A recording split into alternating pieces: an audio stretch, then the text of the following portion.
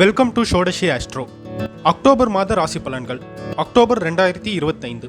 First of all இந்த மாதம் ஆரம்பிக்கும் போது பிளானட்ஸோட பொசிஷன்ஸ் பார்த்தீங்கன்னா குரு பகவான் மிதுன ராசியில இருக்காரு, கேது சுக்கிரன் சிம்ம ராசியில, புதன் சூரியன் கன்னி ராசியில, செவ்வாய் துலா ராசியில, ராகு கும்பத்துல, சனி பகவான் மீன ராசியில. சனி பகவான் மீன ராசியில வக்ர நிலையில இருக்காரு. இதுதான் பாத்தீங்கன்னா மாதம் ஆரம்பிக்கும் போது பிளானட்ஸோட பொசிஷன்ஸ்.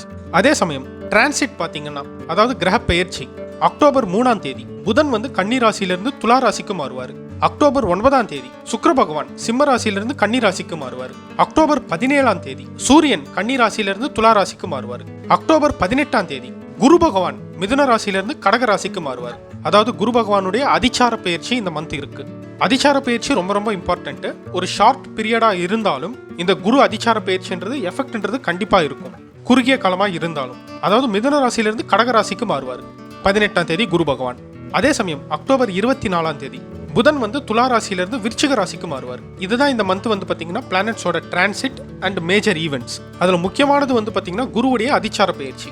அதிச்சார குரு அப்படின்னு பார்க்கும்போது குரு பகவான் ஒரு ஃபாஸ்ட் மூவ்மெண்ட்ல இருப்பாரு. அதுக்கேற்ற மாதிரி பாத்தீங்கன்னா பாசிட்டிவா இருக்கிறவங்களுக்கு ரொம்ப பாசிட்டிவான ரிசல்ட்டும், குரு பகவான் ஒரு நெகட்டிவான பிளேஸ்மெண்ட்ல இருக்கிறவங்களுக்கு ஒரு நெகட்டிவான ரிசல்ட்ன்றதும் கண்டிப்பா தெரியும் இந்த குரு அதிச்சார பயிற்சியில. இது ஒரு இம்பார்ட்டன்டான ஒரு ஈவெண்ட் அப்படின்னு சொல்லலாம், குரு பகவானுடைய அதிச்சார பயிற்சி. இது ஒரு ராசியினருக்கும் என்னென்ன விதமான பலன்களை கொடுக்கும் அப்படின்றத டீடைல்டா இந்த வீடியோல பார்ப்போம். அதுக்கு முன்னாடி இதுவரையும் நீங்க நம்ம சேனலை சப்ஸ்கிரைப் பண்ணலன்னா நம்ம சேனலை சப்ஸ்கிரைப் பண்ணிக்கோங்க. நம்ம சேனல்ல அஸ்ட்ராலஜி ப்ரெடிக்ஷன், அஸ்ட்ராலஜி ரிலேட்டடான வீடியோஸ் எல்லாமே பப்ளிஷ் பண்றோம். பெல் நோட்டிபிகேஷனையும் கிளிக் பண்ணிக்கோங்க. அப்பதான் நம்ம புதுசா அப்லோட் பண்ற வீடியோ எல்லாமே உங்களுக்கு நோட்டிபிகேஷனா வரும். இப்போ வாங்க வீடியோக்குள்ள போகலாம். மேஷ ராசி அக்டோபர் 2025. மேஷராசிக்காரங்களுக்கு இந்த மந்த் பாத்தீங்கன்னா ஒரு எக்ஸலண்டான ஒரு மந்த்னு சொல்லலாம். அதாவது பிளானட்ஸோட பொசிஷன்ஸ் பார்க்கும்போது மேஷராசிக்கு 3ஆம் வீட்டுல குரு பகவான், பஞ்சமஸ்தானத்துல சுக்கிரன் கேது சேர்ந்திருப்பாங்க. 6ஆம் வீட்டுல 6th ஹவுஸ்ல புதனும் சூரியனும் சேர்ந்திருப்பாங்க. 7th ஹவுஸ்ல செவ்வாய், 11ஆம் வீட்டுல லாபஸ்தானத்துல ராகு, விரய சனி, 12ஆம் வீட்டுல சனி பகவான். இதுதான் பாத்தீங்கன்னா பிளானட்ஸோட பொசிஷன் மேஷராசிக்காரங்களுக்கு. பிகினிங் ஆஃப் தி மந்த் ஒரு ஸ்லோ மூவ்மெண்ட் அப்படின்றது தெரியலாம். அதாவது பஞ்சமஸ்தானத்துல சுக்கிரனும் கேதுவும் சேர்ந்து இருக்கிறது ஒரு நெகட்டிவான ஒரு அமைப்பு. ஸ்டார்டிங்ல பாத்தீங்கன்னா ஒரு ஸ்லோ மூவ்மெண்ட் அப்படின்றது தெரியலாம்.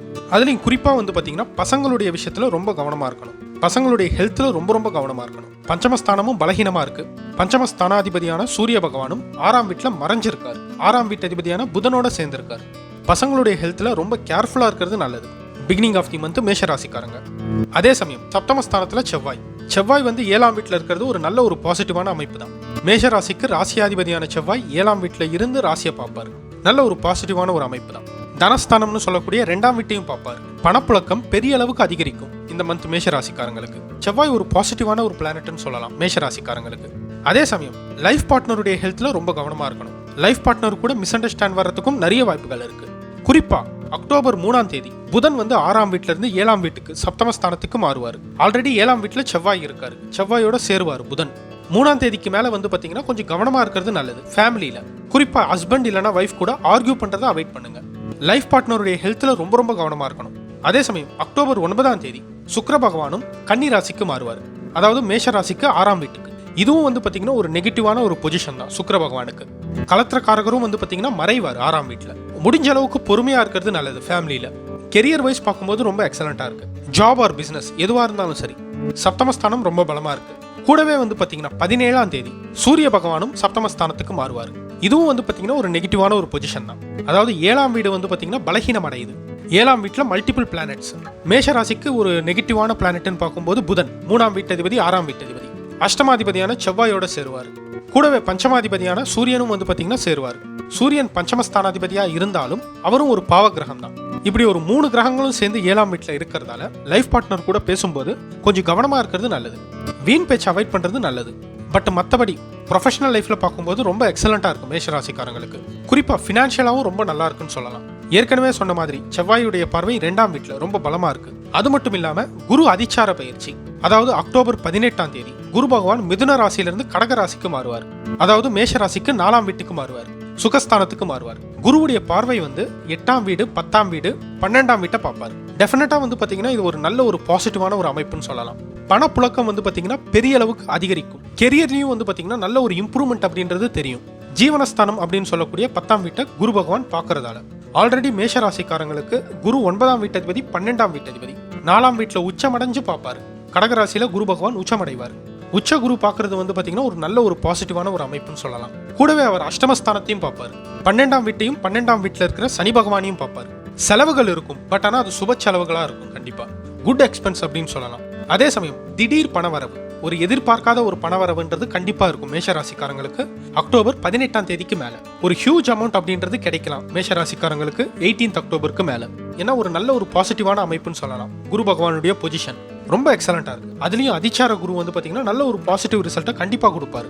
பிசினஸ்ல இருக்கிறவங்களுக்கு நல்ல ஒரு ப்ராஃபிட்ன்றது கண்டிப்பா கிடைக்கும். இதுவரையும் ஒரு கன்ஃபியூஷனான ஒரு மைண்ட் ஸ்டேஜ்ல இருக்கிறவங்களும் நல்ல ஒரு புது ஐடியா அப்படின்றது கண்டிப்பா கிடைக்கும். நல்ல ஒரு புதிய முயற்சி அப்படின்றது கண்டிப்பா எடுப்பீங்க. அதுக்கேற்ற பலனும் வந்து பாத்தீங்கன்னா கண்டிப்பா இருக்கும் மேஷராசிக்காரங்களுக்கு இந்த அக்டோபர் மாதம். சுகஸ்தானம் அப்படின்னு சொல்லக்கூடிய 4ஆம் வீட்டில் இருக்கிறதால வண்டி வாகன யோகம் ரொம்ப அற்புதமா இருக்கு. புது வெஹிக்கல்ஸ் வாங்குவீங்க, கார் இல்லைன்னா மோட்டார் சைக்கிள், இந்த மாதிரி பொருள் சேர்க்கை அப்படின்றது இந்த டைம் வந்து ரொம்ப நல்லா இருக்கு. 4ஆம் வீட்டில் இருக்கிற குரு பகவான் செலவுகள் கண்டிப்பா இருக்கும், பட் ஆனால் அது சுப செலவுகளா இருக்கும், குட் எக்ஸ்பென்ஸா இருக்கும்னு சொல்லலாம். 12ஆம் வீட்டில் சனி பகவான் இருந்தாலும் குருவுடைய 9ஆம் பார்வை 12ஆம் வீட்டையும் பார்ப்பாரு, 12ஆம் வீட்டில் இருக்கிற சனி பகவானையும் பார்ப்பாரு. அதனால நல்ல ஒரு செலவுகளா இருக்கும், சுப செலவுகளா இருக்கும். அதே சமயம் மந்த் எண்டில், அதாவது அக்டோபர் 24ஆம் தேதி புதன் வந்து சப்தமஸ்தானத்திலிருந்து அஷ்டமஸ்தானத்துக்கு மூவ் ஆவார், 8ஆம் வீட்டுக்கு மாறுவார். இது வந்து புதனுக்கு நல்ல ஒரு பாசிட்டிவான ஒரு பொசிஷன் தான். மந்த் எண்டு இன்னும் நல்லா இருக்கும்னு சொல்லலாம். தனவரவு பெரிய அளவுக்கு இருக்கும். கண்டிப்பா ஒரு ஹியூஜ் அமௌண்ட் அப்படின்றத மந்த் எண்டில் பார்க்கலாம் மேஷராசிக்காரங்க. ரொம்ப பாசிட்டிவா இருக்கு மேஷராசிக்காரங்களுக்கு இந்த அக்டோபர் மாதம். ஓவராலா பாத்தீங்கன்னா மேஷராசிக்கு பிகினிங் ஆஃப் தி மந்த் ஒரு ஸ்லோ மூமெண்ட் அப்படின்றது தெரிஞ்சாலும் ஒரு அக்டோபர் 18ஆம் தேதிக்கு மேல வந்து பாத்தீங்கன்னா ரொம்ப நல்லா இருக்கு. அதுலயும் குறிப்பா பிகினிங் ஆஃப் தி மந்த்ல வந்து பாத்தீங்கன்னா லைஃப் பார்ட்னருடைய விஷயத்துல தான் கொஞ்சம் கவனமா இருக்கணும். மற்றபடி ஒரு நல்ல ஒரு பாசிட்டிவான டைம் பீரியட் தான் ஓவராலா பார்க்கும்போது. பட் 18ஆம் தேதிக்கு மேல ரொம்ப எக்ஸலண்டா இருக்குன்னு கூட சொல்லலாம்.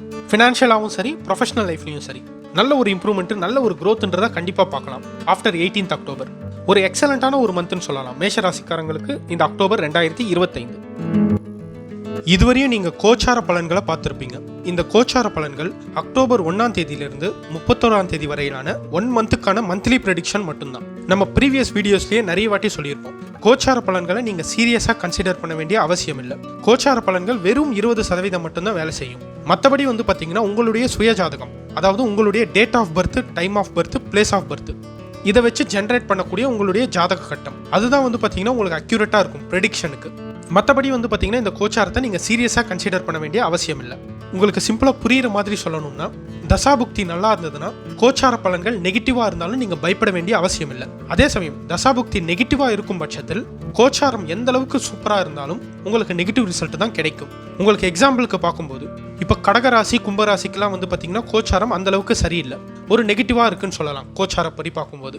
அதே சமயம் கடகராசிக்காரங்களுக்கும் சரி, கும்பராசிக்காரங்களுக்கும் சரி, அவங்களுடைய சுய ஜாதகத்துல அவங்களுக்கு ஒரு நல்ல ஒரு தசாபுக்தி நடக்கும் பட்சத்துல வந்து பாத்தீங்கன்னா இந்த கோச்சார பலன்கள் அவங்கள பெரிய அளவுக்கு பாதிக்காது. ஏன்னா அவங்களுடைய சுயஜாதகம் தசாபுக்தி நல்லா இருக்கிறதால இதை பத்தி அவங்க கவலைப்பட வேண்டிய அவசியம் இல்லை. அதே சமயம் இன்னொரு கேஸ்ல வந்து பார்க்கும்போது, அதாவது ரிஷபராசி, துளாராசிக்கெல்லாம் வந்து பாத்தீங்கன்னா ரொம்ப எக்ஸலண்டா இருக்கு. பட் ரிஷபராசி, துளாராசிக்காரங்களுடைய சுய ஜாதகத்துல ஒரு நெகட்டிவான ஒரு தசாபுக்தி நடக்கும் பட்சத்துல அவங்களுக்கு நெகட்டிவ் ரிசல்ட் தான் அதிகமா தெரியும். ஈவன் கோச்சார பலன்கள் நல்லா இருந்தாலும், ஏன்னா தசாபுக்தி பலன்கள் தான் வந்து பாத்தீங்கன்னா ஃபர்ஸ்ட் ப்ரியாரிட்டி, அதுதான் வந்து பாத்தீங்கன்னா உங்களுக்கு அதிகமா வேலை செய்யும். கோச்சார பலன்களை வந்து பாத்தீங்கன்னா நீங்க சப்போர்ட்டிவா தான் பார்க்கணும், ஒரு அடிஷ்னலா தான் நீங்க கன்சிடர் பண்ணணும் கோச்சாரத்தை. அதனாலதான் நம்ம ப்ரீவியஸ் வீடியோஸ்லயும் நிறைய வாட்டி சொல்லியிருப்போம், கோச்சார பலன்களை நீங்க சீரியஸா கன்சிடர் பண்ண வேண்டிய அவசியம் இல்லை, உங்களுடைய சுயஜாதகம் தான் ரொம்ப இம்பார்ட்டன்ட் அப்படின்னு நம்ம நிறைய வாட்டி சொல்லியிருப்போம். நம்மளும் வந்து பாத்தீங்கன்னா அஸ்ட்ராலஜி கன்சல்டேஷன் பண்ணிட்டு இருக்கோம். ஸ்கிரீன்ல தெரியுற நம்பருக்கு நீங்க வாட்ஸ்அப் பண்ணீங்கன்னா அஸ்ட்ராலஜி கன்சல்டிங்கும் நம்ம பண்றோம். நம்ம டீடைல்ஸ் எல்லாமே உங்களுக்கு பிடிச்சிருக்கும்னு நம்புறேன். இந்த வீடியோ உங்களுக்கு பிடிச்சிருந்ததுன்னா லைக் பண்ணுங்க, உங்க ஃப்ரெண்ட்ஸ் அண்ட் ஃபேமிலி மெம்பர்ஸுக்கு ஷேர் பண்ணுங்க, சப்ஸ்கிரைப் பண்ணுங்க. நம்ம சேனல்ல வந்து பாத்தீங்கன்னா அஸ்ட்ராலஜி ப்ரெடிக்ஷன், அஸ்ட்ராலஜி ரிலேட்டடான வீடியோஸ் எல்லாமே பப்ளிஷ் பண்றோம். உங்களுக்கும் இது மாதிரி அஸ்ட்ராலஜி சம்பந்தப்பட்ட டவுட் ஏதாவது இருந்ததுன்னா கமெண்ட் பண்ணுங்க, முடிஞ்ச அளவுக்கு எக்ஸ்பிளைன் பண்ணி வீடியோவா போட ட்ரை பண்றேன். தேங்க்யூ.